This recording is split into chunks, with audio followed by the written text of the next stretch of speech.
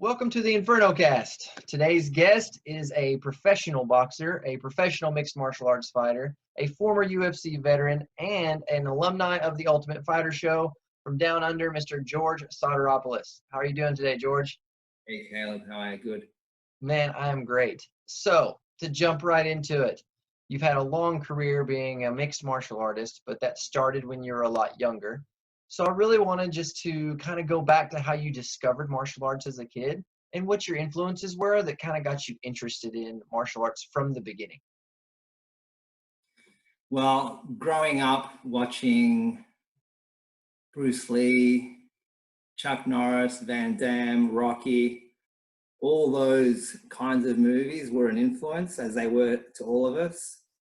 And then I, dabbled in some karate as a teenager, briefly, and then a bit of boxing briefly.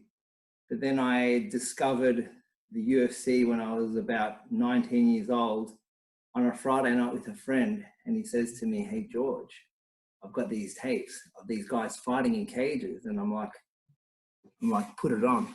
So we put the tapes on, and it was like, it blew my mind. I'm like, I have to do this.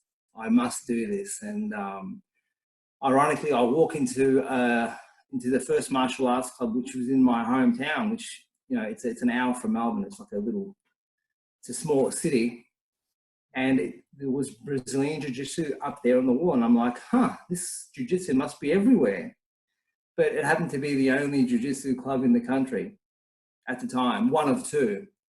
So that's when I started, and that was February 1997. And I started training Jiu-Jitsu twice a week, or basic martial arts twice a week, and did that for the first couple of years as a white belt.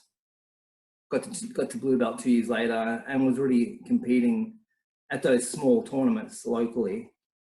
And it all started from there. That's awesome, man. So did you do a lot of boxing matches when you were kind of early into the jiu-jitsu career? Were you competing No. with striking yet, or were you just found jiu-jitsu, hadn't competed in anything, and that was kind of the first thing you did? That was the first thing I really did, because I had done some boxing as a teenager, but it was more fitness oriented, more of a fitness boxing. They didn't really teach the skill or the art of boxing. So how So long into, well, I was going to just ask, well, how long into jiu-jitsu were you before you started thinking about that mixed martial arts piece of, hey, I'm ready for a fight? that started as a purple belt, because as a purple belt, by my fourth year, I was a purple belt, and I was very competitive at that point and doing really well on the local scene in Australia, nationally, and so on. But I went to Abu Dhabi twice, once in 2003, then again 2007. And once I had had competed at that level and had pretty much done, exhausted as far as I could go in Australia, in submission, grappling, and jiu-jitsu, as well as wrestling, because I was wrestling as well. MMA was the ultimate goal, but my agenda was to prepare myself and be a complete martial artist. So I really spent a lot of time in every discipline. Most of my time was spent in jiu-jitsu because I loved it so much. But so from 97 to 2002, sorry, I was just doing jiu-jitsu, then wrestling. Then I started boxing briefly for a short term in 2002, just training, because I had a significant injury so that I couldn't do jiu-jitsu or wrestling, so I just boxed. Then I returned to wrestling and jiu-jitsu, and then continued competing and went to Abu Dhabi. And I came back to Australia with $11 in my pocket, and I said, I've got to start working. So I worked for a while, made some money, returned. I decided to quit martial arts in 2003, and it lasted about a month. And I started training again.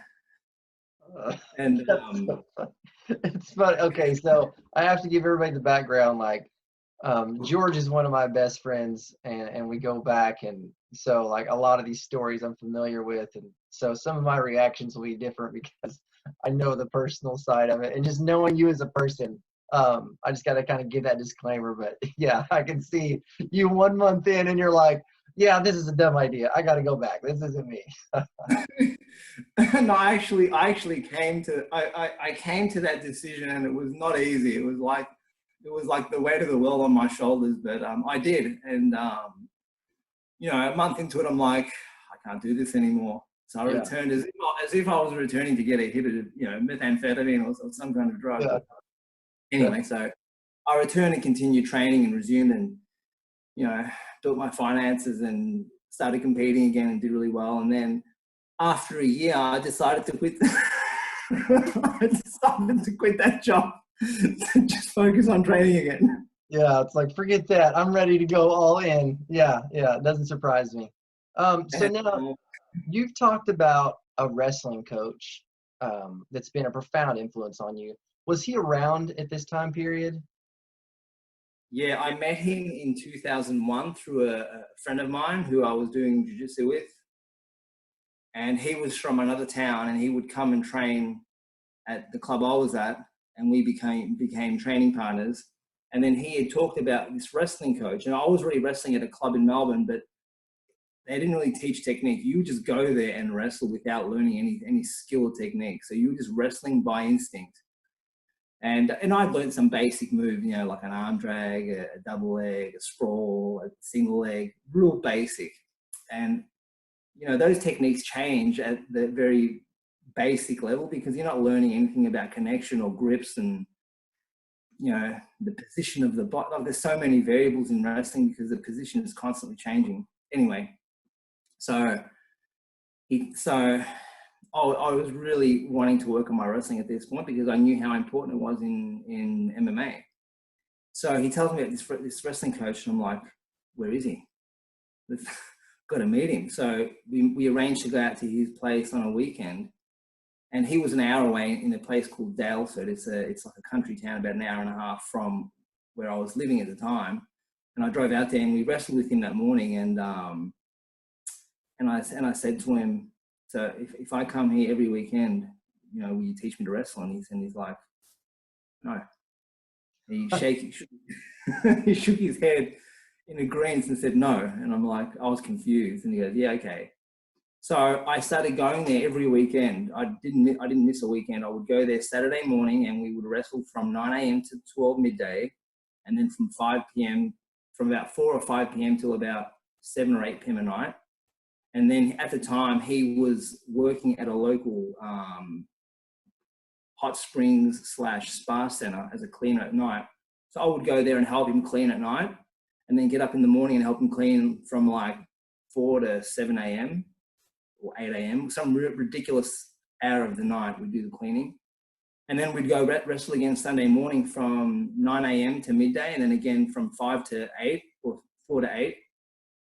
And we would just do this for hours. And I've recorded so much of this. It's on like a small VHS tape somewhere. But and then I would drive back to Geelong, and then do my rounds from gyms in Melbourne. I would go to jiu-jitsu, and then to wrestling, and I would just drive for hours between clubs, racking up miles on my car. Just whatever it took to get the result. Yeah. So again, like, I would just apply what I learned with him at the wrestling clubs. There was a couple of wrestling clubs at the time, and I would go wrestle, with these guys who were Olympians, and then guys who were, there was like a club of Indians wrestling in one part of Melbourne, and these other guys, Russians, in another part of Melbourne. And I would just go to these clubs and wrestle with these guys and just keep working on it, and then go compete at the same time. I would compete against them later on. Yeah, so you were just trying to get the rounds wherever you could, which a lot of martial artists kind of come from that background because, the resources, especially for mixed martial arts, just was not, as unified as it is now. So, piecing it together back in the day, and especially, in Australia, just, you guys being so far away from everywhere, the spread of knowledge sometimes just, doesn't get there first. So I know that Ziggy was a huge piece in this because I had a natural ability to wrestle, but he was able to hone it very quickly because I would ask very specific. I had very good questions, and he had the answer for all my questions. So if I would ask him a question, he would give me an answer right there and then, and we would just drill that and work on it, and then he would just show me things that he would just add to it with his knowledge. But it was a really good bond, and we're still great friends. But it was having a personal coach, basically. Yep. It was like it was downloading whatever he had in his mind to mine, and it worked really well. And then he would actually come and corner me at my grappling tournaments and submission grappling. He knew nothing about jiu-jitsu. He would just say, go out there and bar his arm. Yeah. Sit on his. And it had absolutely no application, but I knew what he meant.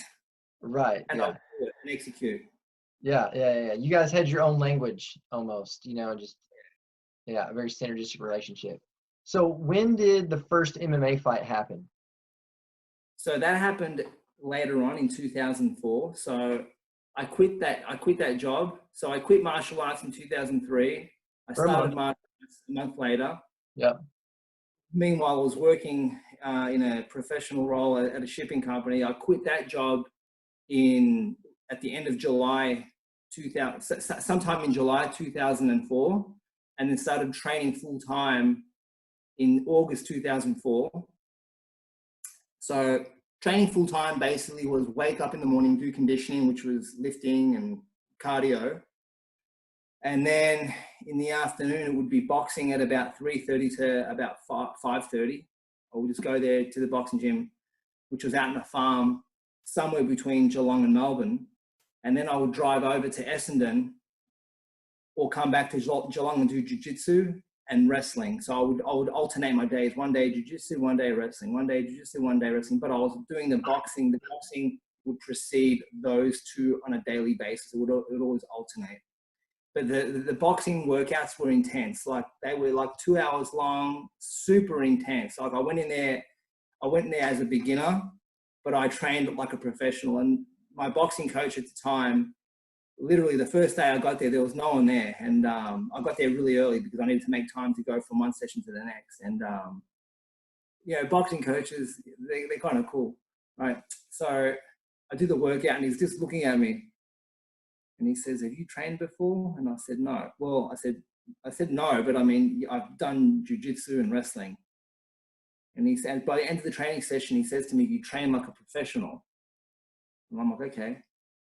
Because I went there with some real purpose. I had like this goal in my mind that I was going to fight in the UFC. I didn't really tell too many people about it because people laugh at you when you share these ideas. He's not going to do that. He's going to do this. Like they like to laugh at you and minimize you and insult you, but really that's about them. They can't ever see themselves achieving something, so they'll take it away from you. Absolutely. And that's one thing that, can you remember the first time that you made that public? Like, was that an event in your life to where you were like, you know what, guys, I'm going to go fight in the UFC? Was there a time where you shared that dream on a public enough forum that you remember it? No, I didn't. I didn't share with anyone. I would just train and then compete. So I started boxing in August 2004, and then in 6 weeks later, I had my first amateur boxing fight. So, and then basically the schedule I maintained was I would box roughly every 3 weeks from September 2004 through to November. It worked out or equated to every 3 weeks I was having an amateur boxing fight. And I was getting very anxious to fight MMA because at this point I'm like, I'm doing everything I can possibly do. I'm expending my resources. I'm expending myself. I need to do this. And it was more about, I need to prove it to myself. At the time, there was a lot of stress about it in myself. So and basically roughly at the end of November, it was coming towards the end of the year, and the amateur boxing league that association was closing down for the year, and they're a pretty active group, which is really good for amateur boxers. But for me, it was like I was getting warmed up at that point, and I'm like, I had so much momentum going because like I went 3 and 2 as an amateur for those first 5 amateur boxing fights, and the 2 that I lost were so close. Like my boxing coach was always like, they robbed you, and they probably did or didn't, but it's like, of course, as a boxing coach, he's going to say that. And at the same time, you know what? He's an honest guy. He never sugarcoated anything. So then I get online and I'm like, I've got to fight. So I get on these forums and I'm like, I'm looking for fights, looking for events. And I'm like, there's some fights right there, Queensland. And Queensland's, up north, and it's like a good, kickboxing, it's a Muay Thai community. They love their Muay Thai up there. And there was some MMA fights going on over there, like in the cage and so on, which they had done some MMA down here, but still it was very small at that point. There'd been some fights in boxing rings, but not so much in the cage. So, but there was none happening here. There was none happening in Victoria. There'd been one or two, but they were so few and far between. There wasn't even any on the horizon. But up in Queensland, it's where it was happening. So I find this promoter, I email him to ask for a fight, and ironically, someone had been injured, or he made place, or he had heard of me, so he made room on the card and flew me up there. At the last minute.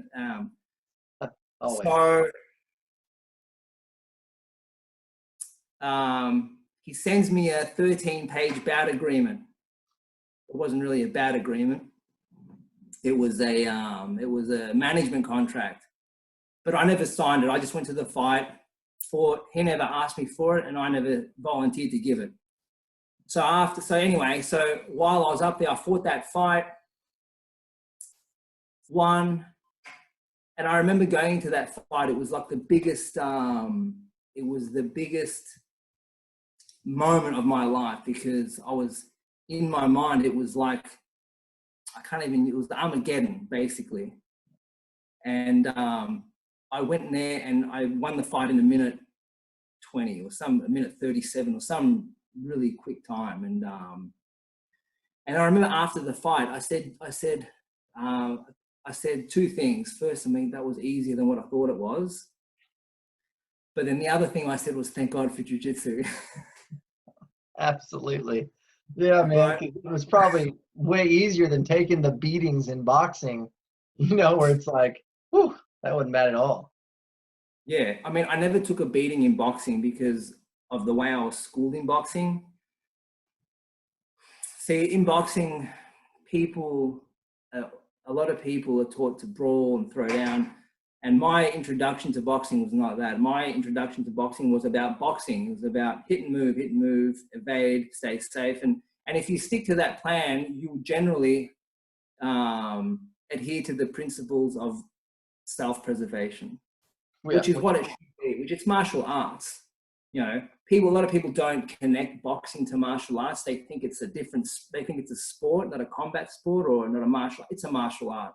It's one of the first martial arts, one of the first striking arts. But I was grateful for that introduction, because I didn't know one style from the other, and I'm very familiar with many styles now. But at the time, I wasn't familiar with one from the other. So you jump in there, you take this fight. You're like, man, this went good. What was the next step? Did you just continue doing what you were doing and, repeat those, or did you change the plan? Did it change something? So we go out that night for a drink. And I didn't really, at this time, I had stopped partying. Partying was not even in my Rolodex or my schedule. But I went out with the people who accompanied. One of them was my cornerman, and some other people had come there, some of his friends, and they wanted to go. So I went out. But while I was out, I'm like, I need to do this again. So while they're drinking, I'm just walking around thinking, and I see this poster on the wall. It's an event happening in 1 week or 2 weeks, and I'm like, I'm going to contact the promoter, see if he needs a fighter. So we fly back to Melbourne, and I literally email the guy that night or the next day, and then they email me back, and they fly me back up 2 days later. I think it was they fly me back up 2 days later, or the week. It was some real quick turnaround. So we go back up a couple of days later. There was 3 fights. One of them was like, I got to Melbourne, and 2 days later, back on the plane. It was either this fight or the next fight. I can't remember which one, but so they fly me back up. I fight on that fight, and I win that fight as well. And I'm like, yeah, this is awesome. So the same thing happens again. Now we went out. This time he had some friends with him, So the first time it was just the two of us. The second time, his friends accompanied us, and there were some people that he knew up there, my cornerman from Queensland. So now we had there was about 4 of us. So we went out again, and the same thing's happening now. I'm like, I've got to do this again. So I'm walking around while they're drinking, and I see another poster on the wall, a K1 poster, and I'm like, this is too easy. I've got to do this again. So I get the poster, I get the details, go back to Melbourne, call the promoter. I said, hey, I want to fight. Is there a spot in your card? And they say to me, well, someone got injured. Do you want to come? I said, yes, I do. So they flew me back up again. And that was the introduction to my first 3 fights that happened virtually the space of a month. It was 3 fights. It was a week between one of them, or 2 weeks between one of them. But they happened really quick. And I was in tremendous shape. All I did was train, like morning and afternoon. But the sessions were endurance sessions. And that's how it started, Okay, so you're doing MMA, you're in Australia, you're training, you're competing.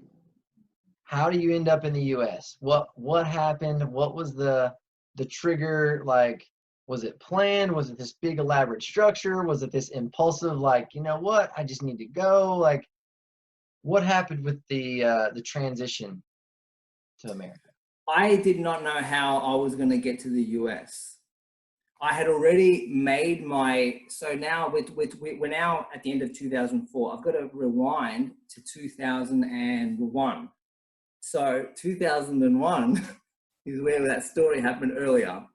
The 2001, I'd finished university, right? And I'm about 23 right now.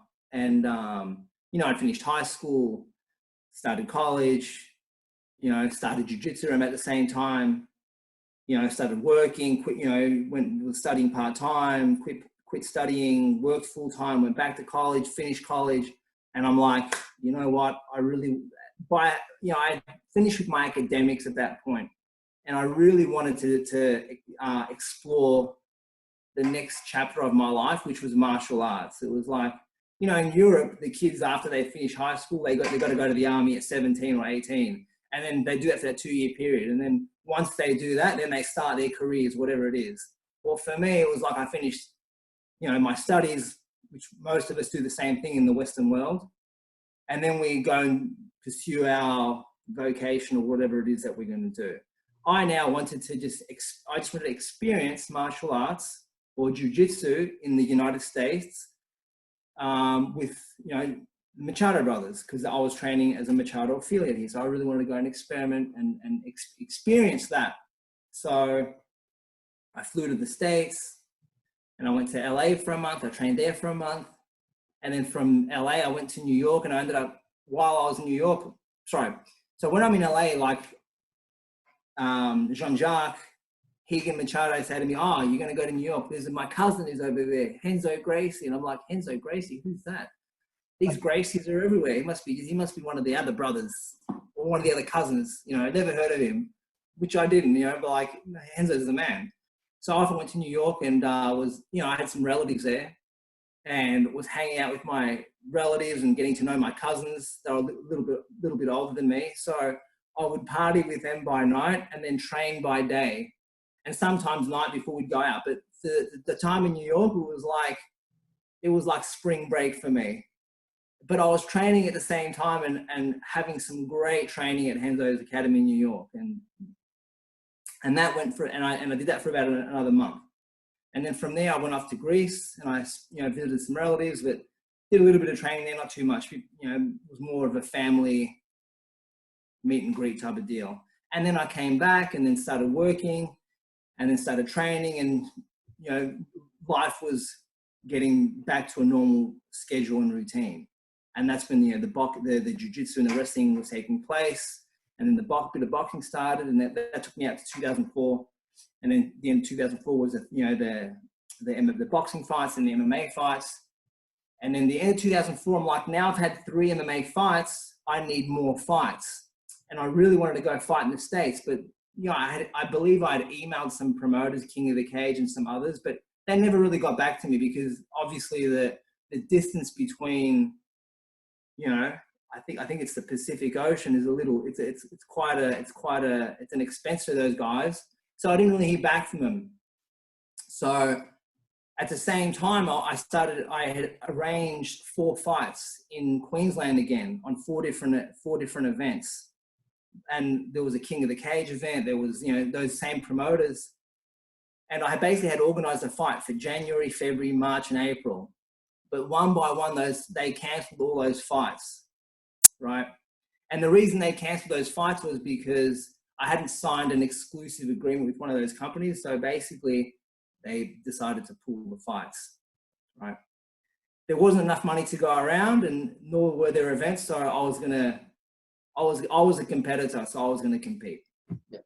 Anyway, so I decided to return to competitive boxing. So after those fights got cancelled, I was training really hard, and I was a little disappointed.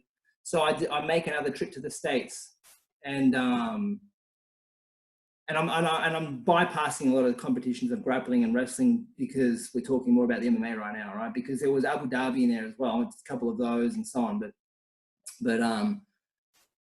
So I returned to amateur boxing because the boxing, you know, was preparing me for MMA. It wasn't to prepare me as a professional boxer. It was more for a mixed martial arts.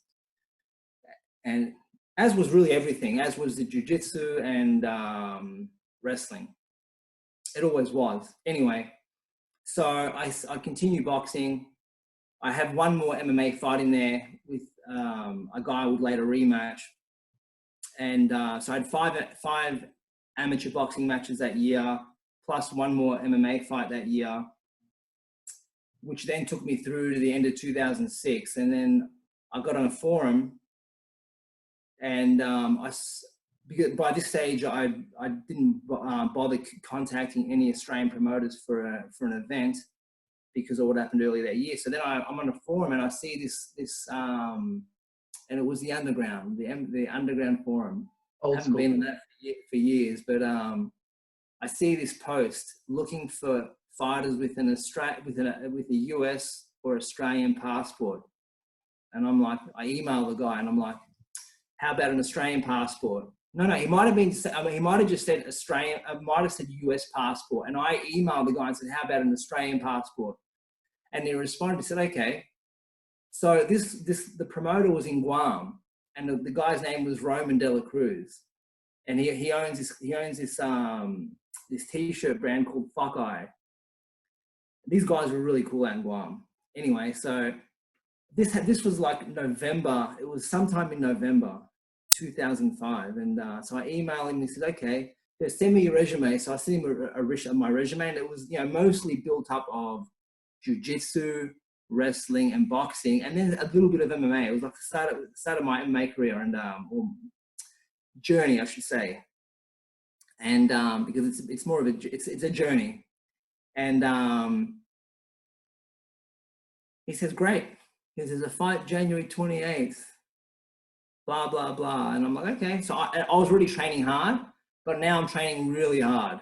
And I hadn't heard from this guy for weeks. And I'm like, I sent him some emails. I'm like, hey, is this thing actually happening?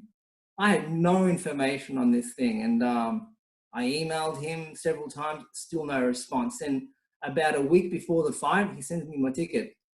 I'm like, oh, okay, thank God for that. It's actually happening. And these fights were this fight was at 170. So it wasn't, I mean, I was still above 170, but it wasn't too hard to make weight at that point. So they fly me over, and I meet Ensign Inoue. I fly to Guam, get off the plane at like 3 a.m. They take us to the store, which was the Fuck Eye headquarters down in Guam. I think it's Tumon. And they take us to weigh us on the scales, and Ensign's in the store.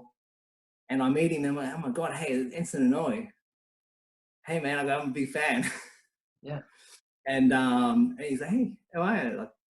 So anyway, off we went to our room and trained that day. And went to sleep, rested, trained those, I was there for 3-4 days, trained, fought that fight, had a really good fight. And I fought this guy called Sergio from Brazil, and he was a really good grappler, and he was training with the Diaz brothers. He's a Gracie's team. You had Dave Terrell there, like that whole crew of guys. And it was a tough fight. It was one of the toughest fights I had at that point. And I beat that guy, and then Ensign says to me, "Hey man, you would do really well in Japan. You should be fighting in Japan." I said, "Well, if I come to Japan, will you get me some fights?" He said, "Hell yeah." And I said, "Well, I'll see you soon." Yeah. So I went back to Australia, and that fight took place January 28th. So then I fly back to Australia, and then I had a fight 1 month later, and it was to rematch the guy that I fought the year before. Mm. And I fight him in a 5-round fight, and I win that fight. And then after that fight, basically at this point now, I was teaching martial arts to make a living, teaching privates, teaching classes, training, maintaining this crazy schedule. My life basically was training all day, teaching classes and private lessons, and going to sleep. That's all I did. There was nothing else. There was no life. That was my life. No social life, nothing. And I end up quitting that job, and then I fly to Thailand and train in Thailand for a month. So basically after that late February fight, it was February something, 28 or something, or whatever it was. I worked for 1 more month, quit that job, fly to Thailand, train in Thailand, then go to Japan and spend the rest of 2006 in Japan training at Ensign Noise Gym, basically doing jiu-jitsu, wrestling and kickboxing. And in that time, I had 2 MMA fights. Once against a number 8 ranked Shooto guy, then the number 1 ranked Shooto guy, which was Aoki. And I did some grappling events over there as well. And I made a bit of money off those events. And basically, I made the bare minimum of money that year. And I just survived that, living in Ensign's apartment. And then at the end of that year, I returned to Australia briefly, continued training, which then took me into 2007. So the start of 2007 comes around. I ended up having that year, I think in February, I had a professional boxing fight. A week later, I competed in February. I did the Abu Dhabi qualifier. Mm-hmm. A week later, I have a professional boxing fight. Okay. A week after that, I fly to South Korea to have an MMA fight. Meanwhile, always coming back to Melbourne. Yeah. And 3 weeks later, I fly to New Jersey to compete in the 2007 Abu Dhabi.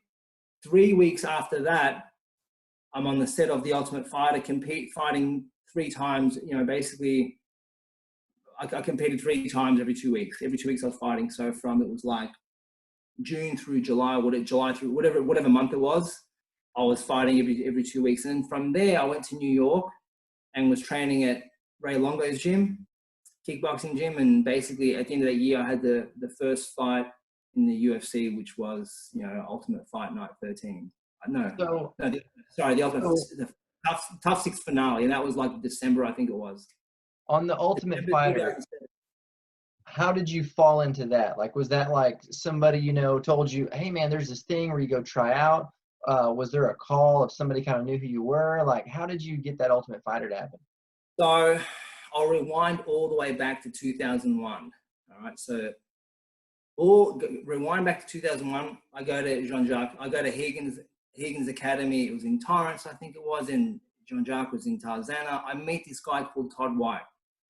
He and I become really good friends. He's like a famous artist. And he was a purple belt at the time, training at Jean-Jacques, and I went there as a fresh purple belt. And I ended up staying with him for about the month that I was in LA, and he was living up in the San Clarita Valley, and would drive down to the valley every day, and I would just ride with him and go to Jean-Jacques twice a day. But through him, we became really good friends, and he told me about, hey, there's this thing, The Ultimate Fighter, and so on and blah. And I think I'm like, at some point someone gave me some DVDs, and like I started watching it and following it, and he knew some people. He knew Mask, the guy at Tap Out, and had introduced me to him. And through that relationship, he had passed something onto the UFC. And that's how that opened that door. So actually the UFC, so then the Spike TV, they had sent me an email and called me to go and try out for season 3, which was middleweights and light heavyweights. And they flew me to Vegas for that. But I was a little small for that division.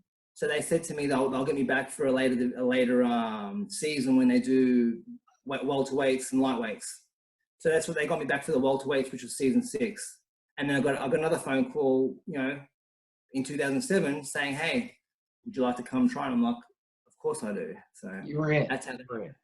So What's that? when you were in the Ultimate Fighter, something that you were really known for was your work ethic, and they kind of painted it that way because you were always like getting ready in the van and doing these extra workouts.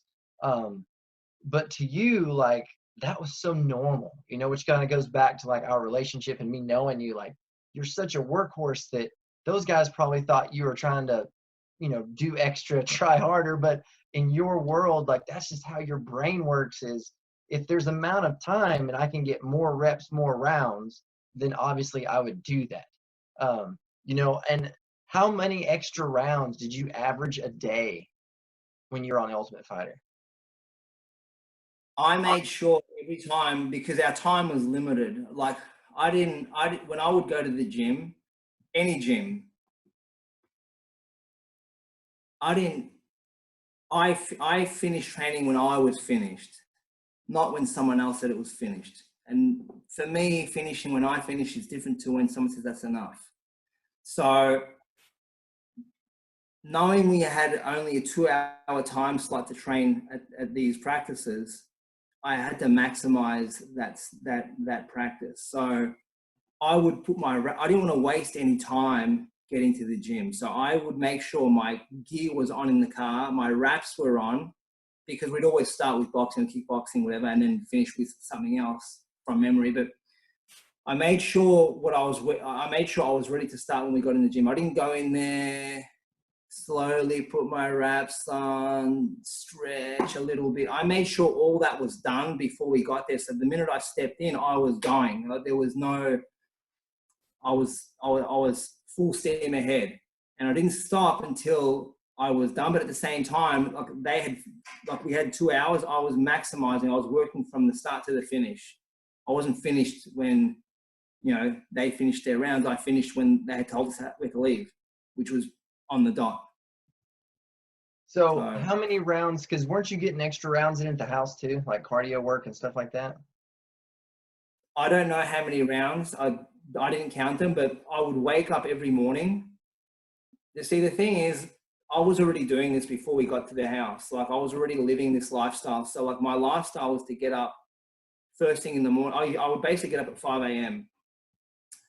and then I would start my workout by 5:36, and I would do that until I was finished. Now, I didn't have access to a gym with weights, which I would do my strength and conditioning in a free weight gym, and then do cardio. We didn't have that at the house where we lived. It was a big lot. It would have been like a 1 acre property where they had like the house, the infrastructure, the swimming pool, the barbecue, but behind that it was just a vacant lot. And they just hadn't developed it. They hadn't like renovated it. So I'm like, I'll use that as my course. So I would do my cardio. I made a little circuit of a track, and I would just run for time for like 30 minutes, 40 minutes, whatever it was at the time. And I would do my cardio, and I would just do calisthenics which was actually fine, because in 6 weeks, you don't want to really be lifting heavy weight anyway. You want to be more maintaining and staying loose and not really being tight and slow. So it actually worked out well. But the cardio piece was important. The calisthenics was important. So I would do that every morning. I never missed it. What was the toughest part of the show? What was the toughest part of the whole experience? Nothing. It was easy. It was just train full times. Like, this is what you've been waiting for. Like, be a full-time fighter, and you finally had it. It was so easy. I was already doing it, and I had a driver taking me to and from training. They were feeding us. There was nothing hard about it. It was a blessing. That's the power of perspective, man, which you've always done a good job with. So then you get through the show. you get your first official UFC fight. Did it feel different whenever like you guys kind of did the fight night? You know, was it a different experience because of the crowd, things of that nature? Did that stuff affect you, or were you just there to do work and you just went out and did what you're supposed to do? No, I came off a loss in my last fight on the Ultimate Fighter, and it was important to me to retain a contract with the UFC, and the weight of that was on my mind. But again, like when I got to New York, I had like I had some downtime. There was about a three-week downtime, like, getting adjusted to the place, finding a place to live, getting established in the new country. Like I literally went there with one bag. So I had some downtime and I was eating a lot of food. Like I blew out to like, I don't know, 185, 190, which I got big, right? And, but after that initial month, I got back into training, and it was like I was on the outside. It was like nothing had changed. I was still doing what I was doing in Australia, in Japan, on the show, and nothing changed. Just the scenery changed. Nothing. I just maintained the same schedule: early morning, noon, night, training, bed, up, morning, noon, night, bed. It was just the same thing, and it was awesome. So going to that fight in December 2007, I went there with like, it was important that I win because it was preparing for my future. That's how I looked at it. It wasn't just a fight.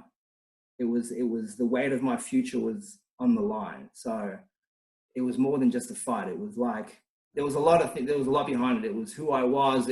I had to prove it to myself. It wasn't just just getting paid. Yeah. That wasn't even in my mind. Well, I mean, have you ever been what you would consider monetary driven as a fighter, or has that always been just a byproduct of who you are being a fighter? That's a bonus. Yeah. Absolutely. So who did you fight in that fight? So I fought Billy Miles on the show, and this is where now they're killing off the characters. So I fought Billy Miles and I won that fight. And again, because of the pressure that I put on myself, the first thing I said after that fight was, man, that fight was easy. Yeah. And because I had built it up to be something so much bigger than what it was. And it wasn't as big as I had made it out to be, but it was still, there was the weight of the world was on my shoulders. And then I said, thank God for jiu-jitsu, because I choked him. Again, yes. And someone heard me say that fight was easy. Don't let anybody hear you say that. But I wasn't saying it out of arrogance. I was saying it because I had built him up. I built the event up to be a Godzilla type of thing. And it wasn't. It's because I made it that. So I put myself in the corner, and it wasn't. I didn't need to. Right. It wasn't that he wasn't a valid, good opponent. It was that you had built up this situation and this expectation that was completely unrealistic, that you could have never lived up to. And whenever it didn't come in that, overwhelming and severe, you were just thankful of like, oh man, that was not as bad as what I perceived it could have been. Which I think a lot of competitors and athletes go through that. But like you said, you got some good advice where people are like, well, man, you don't want to be telling people that because it comes across the wrong way. And it was never the case. I'm never that person. And you've never been like, I mean, I've never known you to say an arrogant word in my life, man. Usually it's like, George, it's okay. You can tell them that you're good at this. Like, but that's what keeps you hungry, because you're always chasing that next level. You're chasing the next level. This isn't good enough. I need the next one. This isn't good enough. I need the next one. You're very progressional like that, which I think helped your career so much because, I mean, you're one of the hardest working fighters in MMA, man. I mean, people always knew that about you in training camps and people that worked with you. That was just always your reputation, was just the workhorse. So you make it through the show. You're in the UFC. You're having the fights. What was your favorite fight after the show in the UFC? Which one where you're like, man, that was a lot of fun, or that you just enjoyed the competitiveness of it, or just everything came together? Just What was your favorite fight? The first fight that was the Joe Stevenson fight, because UFC, that was the first pay-per-view I was on. It was you know, the cards were getting, you know, I was getting higher on the card. It was more significant. I was making a name for myself. I was no longer on the undercard. That was a big fight, and he was super tough. Like, he's a tough guy. Like, Joe is tough. he kept pushing, you know, and like, I don't think he was in the condition I was in, but I'm impressed by the pace he pushed for the condition he was in, because I don't think he was at his best, but I know he gave me his best. Yeah. No, and I felt it. And exciting fight too, man. And if I wasn't in the condition I was in, I don't know how it would have gone, but I was in ridiculous condition. So that was a great fight. But then the Pellegrino fight, like, I was coming off some momentum. So now, and it was kind of the same as the start of my career. Like, I had those 5 amateur boxing fights, and I went to those 3 MMA fights, and there was a lot of momentum. So now, like, I built up some momentum from UFC 101, which was Rube, then UFC 106, which was Dan. Now it's UFC 110, which is Stevenson. So now I'm going to 116, which is Pellegrino. And he's tough, you know, and ironically, like, rewind back to now UFC 106, and I'm fighting Jason, I think it was Jason Dent. It was in Philadelphia. I think it might have been, I can't remember, it was one of Rupert Dent, and I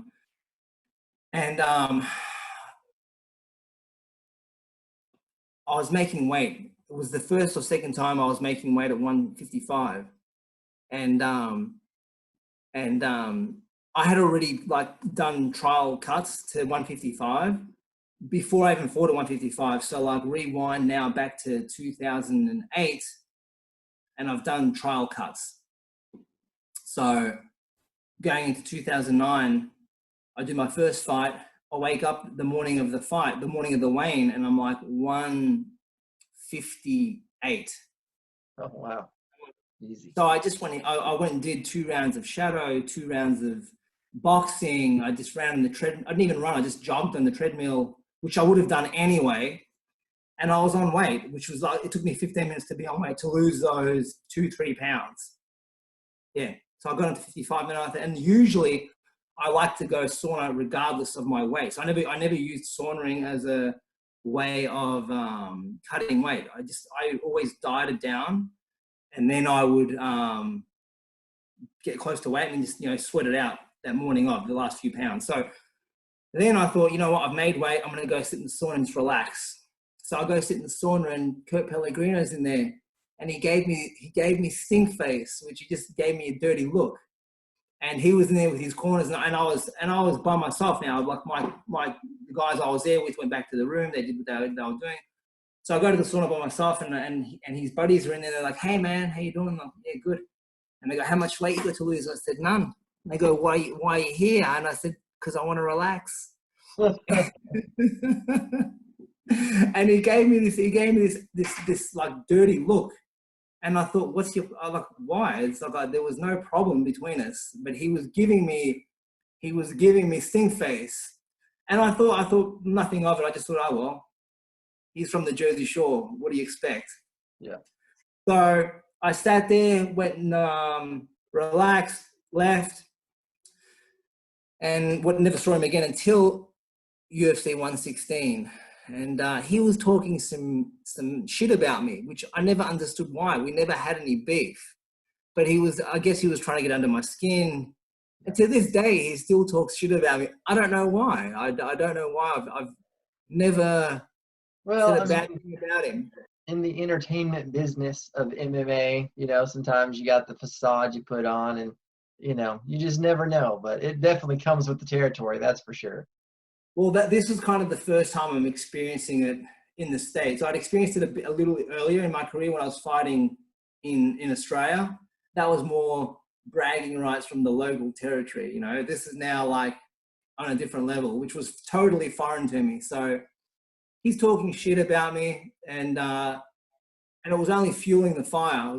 So it was adding fuel to the fire. So I fired him. We had a good fight, but I convincingly beat him, and it put an end to that. But I don't understand why he was still talking some shit after the fight. You never know, man. You never know. Yeah. So So when you were fighting at lightweight, whenever you were making the weight cuts, were they all easy cuts because you prepared so much, or were some of them more difficult than others? the later cuts were harder because I was always trying different things. Yeah. So the way I was doing it in the beginning was just like strict hardcore diet and massive volumes of training. Yeah. So it made it very easy to cut weight. There was no cutting weight. It was just the training and the diet was the cut. Yeah. So then I met people. Well, I was just going to say, so you trying to find that recipe for what's better and what's big, you seeking improvement, found some challenges that reflected in the weight cut just the later on, because it's like, oh man, this isn't working quite as well. And correct. It was a little struggle. Yeah. And, and that happens, man, because there's a lot of athletes that you don't know what you don't know. So you go try something new, you do something different. I heard this works, that works.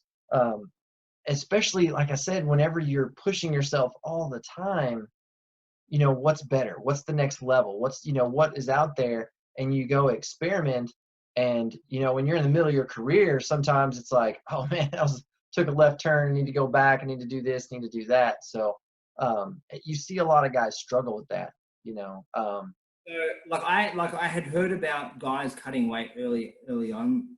For example, when we got onto before I even got to the States, I'd hear about guys cutting 30 pounds. I'm like, God damn, they make it sound like it's easy. But then my first experience with that was on season 6 when one of the guys I fought, one of the guys on the other team, I think it was the guy I fought, Billy Miles, he cut 30 pounds in his first fight. And I remember Matt Hughes saying, yeah, just eat as much as you need to build your strength and your energy, and keeps, and we'll cut it before the fight. But I couldn't understand. I'm like, how does that didn't make sense to me. The numbers didn't work. It just, I know the numbers for me. I know what I need to eat, drink. I know the schedule. I know the numbers. It makes sense. That didn't make sense. So, and I was watching what was going on. I'm like, I thought man, they must know something I don't. Yeah. But then he struggled to make weight, and he had a poor showing in his fight, and it showed that one up. But I thought maybe he got it wrong.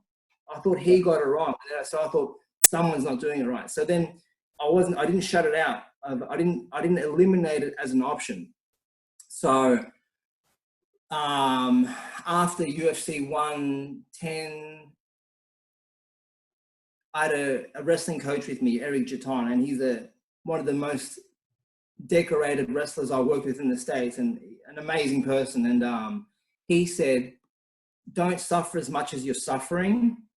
Let's keep some weight on. We'll do 2 cuts. We'll do one the night before the fight.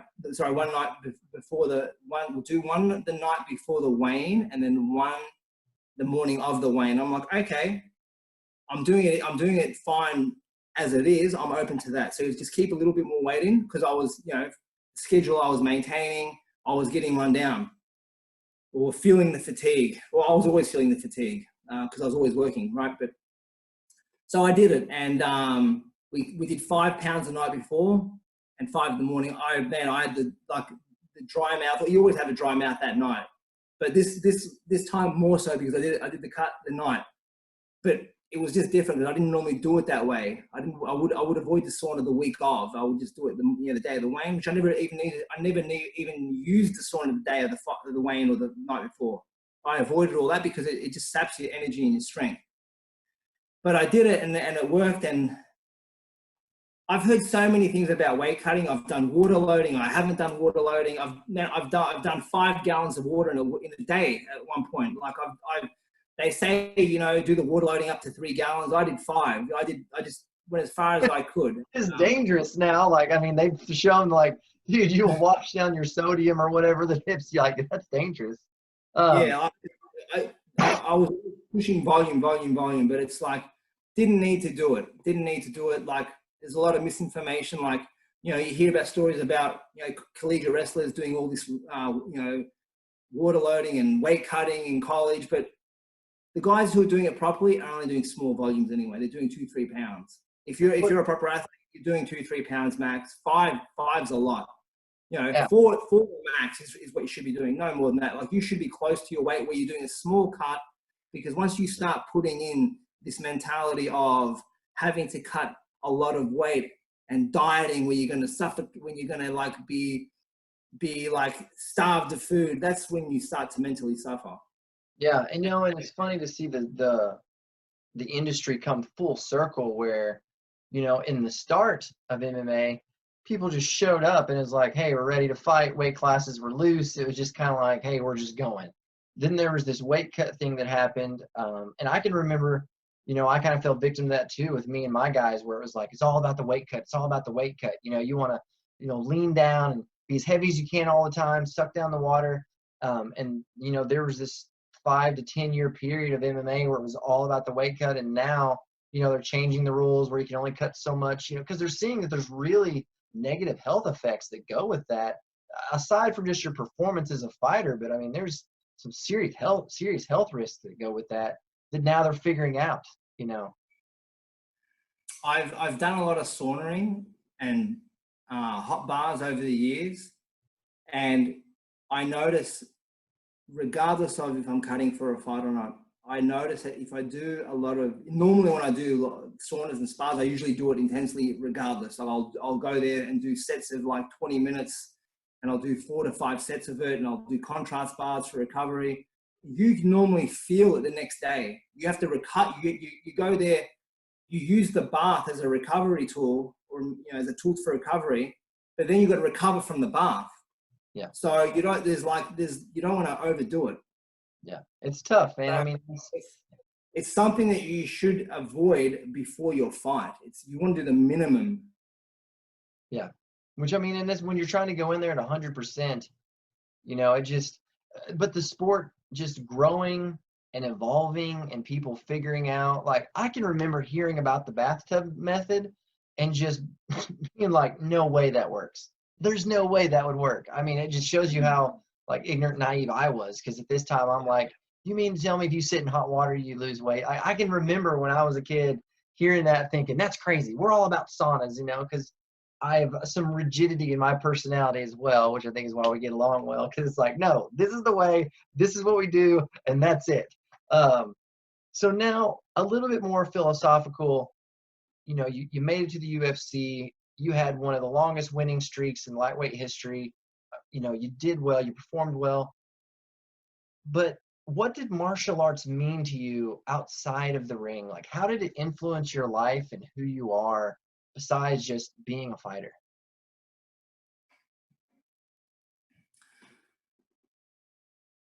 I don't think I could live without martial arts. It's like, it centers me, it makes me happy, it gives me purpose. Um, Everything I do is about martial arts. That's a good answer, man.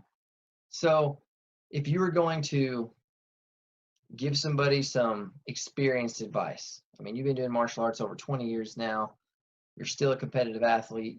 You know, you run a school, you train with your guys all the time. You're still doing bonus training on your own. Obviously, not right now because of, you know, our circumstances, but you know, the work ethic that you still have to this day without letting off. If you were going to advise somebody that's, you know, on the beginning track of this martial arts thing, even if they don't want to be a fighter, they want to be in martial arts, they want to be a high level athlete, whether it be BJJ, boxing, kickboxing, MMA, what is the best advice that you can give them that you think would help them yield results faster than if they just go out on it on their own? I would have to say, find yourself some honest people who have genuine credentials in martial arts. And even if they don't, as long as they're an honest person and will guide you the right way, that's a very big piece, because you want to build a team of good people, and that is, the team makes the dream. That's it, man. So Because even like right now in your own school, like, I mean, you have kind of this tribe and community that you've been building over the last couple of years. How has that impacted your perspective of martial arts and your own leadership now that you're kind of, because you've always taught martial arts, you've always been a coach and a mentor and a leader for people, but now you have like your own flock that you have raised up, from the beginning. How has that affected you as a excuse me, how's that affected you as a leader? it's actually teaching me a lot more about martial arts. Like, I'm learning just from teaching people, and it's confirming things. It's confirming things and confirming the path, that this is the way to do it. This is how to do it. This works.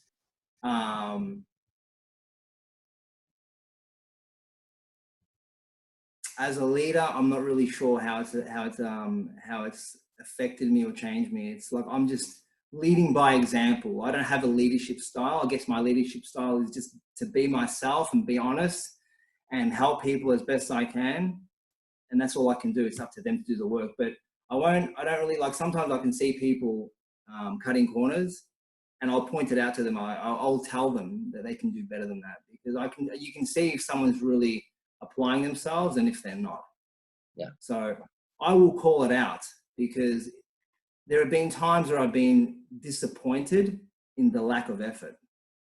It's really important as a coach and a mentor and a leader to have that relationship with your students, because there has to be that implicit trust, because in the moment, whenever the fight's on the line, the championship is there, when you ask them to do the impossible and the unreasonable, they have to trust you and have faith in the relationship to go and push themselves beyond the limits that they believed that they had.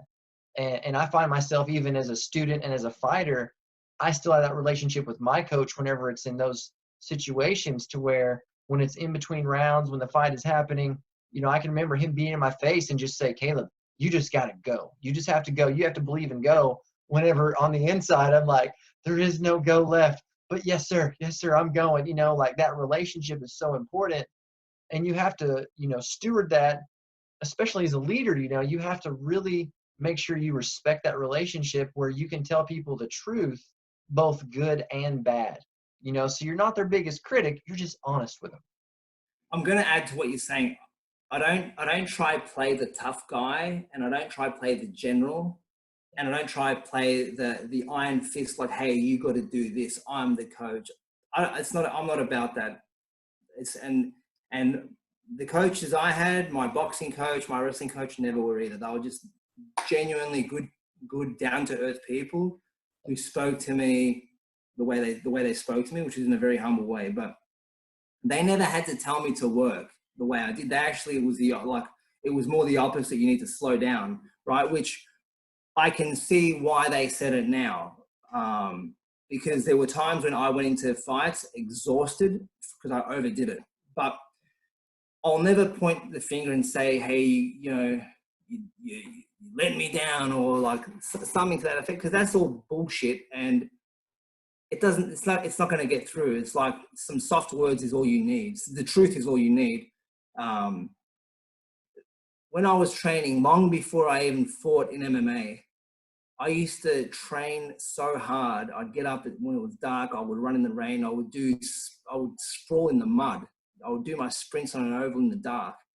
And I remember telling myself, I would tell myself on occasion, not just in those early hours, it was something that would go through my mind obsessively, that if I can't do this now, how am I going to do it when it counts? So I would be doing these intense lifting sessions, which were not, there was virtually little to no rest between sets, followed by grueling cardio sessions. And some of these sessions were on a treadmill, where the treadmill burnt out because it was just escalating, where I could have competed as a marathon runner. And I would tell myself, if I can't get through, which I set myself these ridiculous tasks, which were totally unreasonable. But as it was happening, so I said to myself, if I can't do this now, how am I going to do that when it counts? So I guess I was on the right track, but no one ever had to tell me. But like, if I have to tell someone, it'll be in a very honest way. I'll never belittle someone because there's no place for belittling. It's not acceptable. No, absolutely, man. And your leadership style reflects that. And, so, me and Hula got to come down last year, which was awesome because we flew in on New Year's Eve. So we all got to go down to the river and watch the fireworks for the new year of 2019, which was really awesome. And then just getting to go to the school and train and just hang out every day. It was such a good time, man. I tell people to this day, because, I get to travel the world, which is, really a blessing. And martial arts has just kind of brought me to a lot of people. But our time in Australia was like the one time that we've ever traveled or been anywhere where it just felt like home, because we had the apartment and just, you would come over in the morning, we would go to work at the gym, we would go back to lunch, go back to work at the gym. And it was just so familiar with the routine, but definitely never a time in our life that we ever felt as at home somewhere besides, here in Bentonville. And, and I just, I always knew I wanted to go to Australia as far as be a special thing, but to be able to go and hang out with my buddy and see your school and meet everybody and kind of just see what you've built, man, it was really an awesome experience. And everything that you've said and all the work you put in your career is definitely coming through in the product of your students and your school and what the culture is down there, of your guys that train. So you've really established yourself as a much more well-rounded leader than maybe you give yourself credit. Just like with the fighting game, you're a very well-rounded fighter, and you've done the same thing. And you're delivering the same opportunities to those guys because you will always be able to tell them the truth if they're going to be able to make the run as a fighter, or if they just want to improve their fitness. Just the support system that you've created down there is truly, truly special. So I appreciate you making time. And it's a unique thing with what's going on in the world right now. So I'm glad that we got to kind of talk and engage and share some of these stories, because I definitely feel people are going to benefit from this and just hearing your experiences. Is there anything that you want to end with? It's hard for me to make a self-assessment in some of the questions about how I rate myself as a leader or what I learned from martial arts, because it's me in the picture. So it's hard for me to actually give you the exact answer, because it's hard to step out of myself and observe and see what's going on. I just know how I operate, and I'm also rigid in certain things, and at times you got to bend and be flexible and so on. But it's hard to make that assessment, which you probably know yourself. But like, I've met some really cool people in martial arts, you included, and you meet all sorts in martial arts, good, bad, ugly. And I'm privileged that I got to meet you and have you come and help me here, because the tools you gave me, what we implemented has helped the school grow. And I've got to thank you for it. Absolutely, man. It was definitely my pleasure. And it's definitely going to be a fun journey because there's more things for us to do. Thanks for taking the time today. I hope you guys are staying safe and you're finding a way to keep yourself busy, because I know that you are a workaholic maniac. So I'm sure that you are running around busy. And I just really, want to just show appreciation for you sharing your story, because really that's what people need to hear, because there's 20 something years of experience that you just kind of poured out to people that they can hopefully learn from and take some shortcuts. So I hope you guys have a great day. Thank you, man.